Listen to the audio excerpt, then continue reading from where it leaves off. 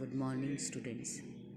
BSc part third inorganic chemistry bioorganic chemistry के part second में मैं doctor Neeta Kanungo associate professor SPCG से आज अपन पढ़ेंगे हीमोग्लोबिन तथा मायोग्लोबिन दोनों ही हीम प्रोटीन के प्रकार हैं। हीम एक आयरन पॉलीफेन संकुल, इसकी संरचना इस तरह से है जिसमें दिख रहा है। मायोग्लोबिन में एक पॉलीपेप्टाइड श्रृंखला होती है जो ग्लोबिन प्रोटीन है और एक हीम समूह होता है। ग्लोबिन की पॉलीपेप्टाइड श्रृंखला में 150 से 160 अमीनो समूह पाए जाते हैं जिनकी वास्तविक संख्या जीव की प्रकृति पर निर्भर करती है जिसमें वे पाए जाते हैं। हीमोग्लोबिन HP में मायोग्लोबिन जैसी 4 इकाइयाँ हैं। इसका कुल अणुभार 64500 होता है। हीमोग्लोबिन की चारों इकाइयाँ समान होती हैं लेकिन बिल्कुल एक जैसी नहीं होती। इनमें से 2 इकाइयाँ अल्फ़ा और 2 बीटा होती हैं। इन चारों में से किसी भी इकाई के अमीनो अम्ल का क्रम मायोग्लोबिन जैसा नहीं होता, लेकिन हीमोग्लोबिन और मायोग्लोबिन इकाइयों का कुंडलित होकर तैतिक संरचना बनाने का तरीका समान होता है। ग्लोबिन की अल्फ़ा इकाइयों में 141 अमीनो एसिड समूह होते हैं जबकि बीटा इकाइयों में 146 अमीनो अम्ल होते हैं। हीमोग्लोबिन की प्रत्येक इकाई और मायोग्लोबिन की ग्लोबिन इकाइयाँ इस प्रकार से कुंडलित होती हैं कि उनकी पार्श्व श्रृंखला का हिस्टिडीन समूह हीम के आयरन परमाणु के साथ एक सहसंयोजक बंध बना लेता है। इस प्रकार आयरन की 6 उपसंख्या में से 5 की संतुष्टि हो जाती है और छठी ऑक्सीजन अणुओं के साथ संयुक्त होने के लिए रिक्त रहती है अथवा जल के अणु के साथ दुर्बल बंध द्वारा बंधी रहती है। इस प्रकार ऑक्सीहीमोग्लोबिन में हीम का आयरन परमाणु तल के एक और हिस्टिडीन से तल के दूसरी ओर ऑक्सीजन परमाणु के साथ जुड़कर अष्टफल के आकार में अपनी 6 उपसंख्याओं को संतुष्ट करता है। इसे डायग्राम में दिखाया है। यहाँ पर ये देखिए, आयरन एक ऑक्सीजन से होती है और इधर एक नाइट्रोजन से होती है और 4-5 जो है वो नाइट्रोजन से जुड़ी हुई रहती है। हीमोग्लोबिन और मायोग्लोबिन दोनों के हमारे शरीर में अत्यंत महत्वपूर्ण कार्य हैं। हीमोग्लोबिन मायोग्लोबिन के 2 प्रमुख कार्य हैं। ऑक्सीजन का ट्रांसपोर्ट जिसे है निम्न पदों में पूर्ण करते हैं। फेफड़ों में आई हुई ऑक्सीजन के साथ हीमोग्लोबिन संयुक्त होकर ऑक्सीहीमोग्लोबिन बनाता है। ब्लड सर्कुलेशन के साथ ही ऑक्सीहीमोग्लोबिन शरीर की विभिन्न कोशिकाओं में पहुंचता है। कोशिकाओं में ऑक्सीहीमोग्लोबिन अपनी ऑक्सीजन मायोग्लोबिन को दे देता है। मायोग्लोबिन या ऑक्सीजन सुरक्षित भंडार के रूप में रहती है। कोशिका की विभिन्न उपापचयी क्रियाओं के लिए जैसे जैसे ऑक्सीजन की आवश्यकता पड़ती है मायोग्लोबिन उसे उपलब्ध कराता रहता है।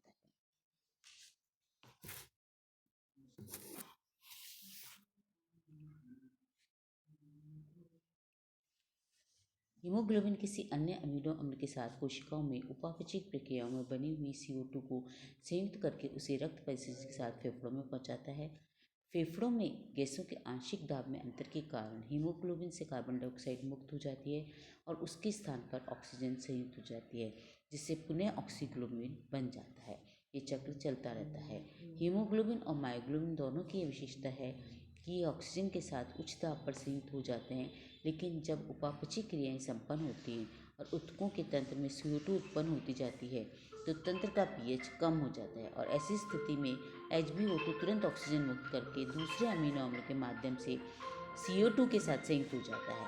यह ऑक्सीजन मुक्त होते ही मायोग्लोबिन के साथ संयुक्त हो जाती है और आवश्यकता पड़ने पर ऊतक को प्रदान कर दी जाती है। जैसा कि हमने आरंभ में ही देखा है, हीमोग्लोबिन में मायोग्लोबिन जैसी 4 इकाइयाँ होती हैं और चारों इकाइयाँ संयुक्त रूप से ऑक्सीजन अणु के साथ बारी बारी से जुड़ती रहती है। साथ में CO2 की अधिकता के कारण शिराओं के रक्त का pH थोड़ा सा कम हो जाता है। अतः भिन्न भिन्न परिस्थितियों में हीमोग्लोबिन तथा मायोग्लोबिन की ऑक्सीजन के संयुक्त होने की क्षमता भिन्न भिन्न होती है। जैसा कि डायग्राम में दिखाया है, शिराओं का रक्त pH 7.2 में ऑक्सीजन का आंशिक दाब काम करते समय आराम करते समय काफ़ी भिन्न भिन्न होता है। मतलब कि धमनियों का रक्त pH 7.2 से भी अधिक अंतर का नहीं होता। फेफड़ों में चूंकि श्वसन से आई हुई ताजी हवा ऑक्सीजन तंत्र का ताबूत जो तहत HbCO2 तुरंत CO2 मुक्त कर देती है और ऑक्सीजन से संयुक्त होकर HbO2 बनाती है। इस प्रकार हम देखते हैं कि परिस्थिति में थोड़ा सा परिवर्तन करने से हीमोग्लोबिन का O2 तथा CO2 के साथ तुरंत बंध बना लेता है और टूट जाता है। अर्थात Hb के आयरन अणु में FeO2 और FeCO2 बंध बनाने की प्रबल प्रवृत्ति होती है, लेकिन बंध दुर्बल होता है। इस कारण श्वसन तंत्र सुचारू रूप से चलता रहता है।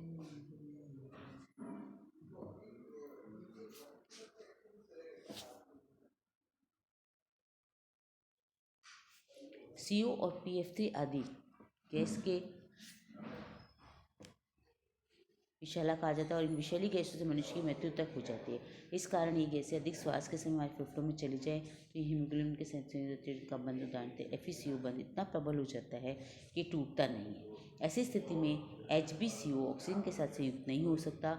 HbCO की सांद्रता जितनी अधिक हो जाती है, हीमोग्लोबिन की ऑक्सीजन ग्रहण करने की शक्ति भी उतनी ही घटती जाती है। ऐसे में ऊतकों में ऑक्सीजन का अभाव हो जाएगा और उपापचय क्रियाएं मंद हो जाएंगी। चूंकि ये क्रियाएं ही जीवन के लिए आवश्यक क्रियाएं हैं,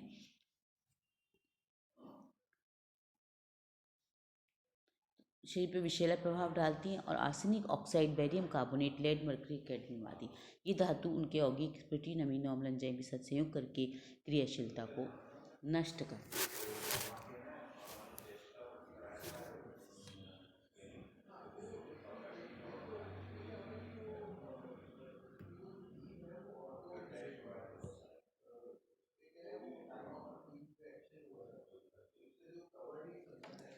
हीमोग्लोबिन या मायोग्लोबिन दोनों ही हीम प्रोटीन हैं। दोनों में ग्लोबल इकाई को कुंडलित होकर तैत्तिक संरचना बनाने का तरीका समान होता है।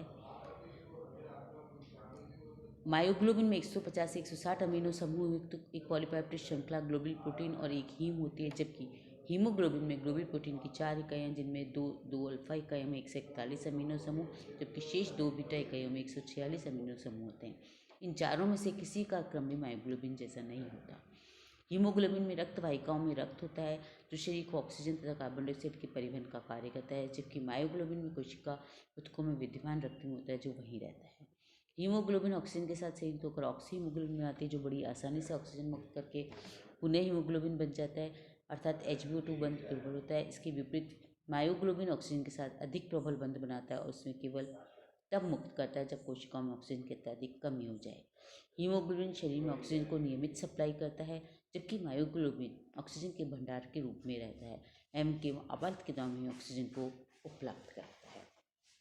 तो ये था हीमोग्लोबिन और ऑक्सी हीमोग्लोबिन के बारे में। तो इसमें क्वेश्चन आता है, बड़ा क्वेश्चन आता है, वो आता है हीमोग्लोबिन और मायोग्लोबिन का, और उसके बाद व्हाट इज़ दिस और इसका प्रोसेस कैसा होता है जैसा अपन ने पढ़ा अभी।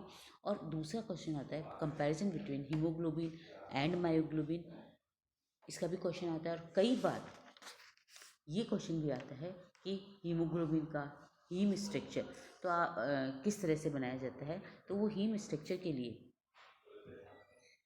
हम ये स्ट्रक्चर भी बना सकते हैं जो प्रॉपर स्ट्रक्चर होता है, और इसको भी दिखाते हुए हम इसको ऑक्सी हीमोग्लोबिन का दिखा सकते हैं कि आयरन किस तरह से कोऑर्डिनेट करता है। तो इस तरह से इस चैप्टर में हम आगे नेक्स्ट में पढ़ेंगे कि what is cytochromes and hemerythrin and other things, क्षार विषार धार्मिक तत्वों के आयनों में जैविक भूमिका के बारे में स्टडी करेंगे। Thank you.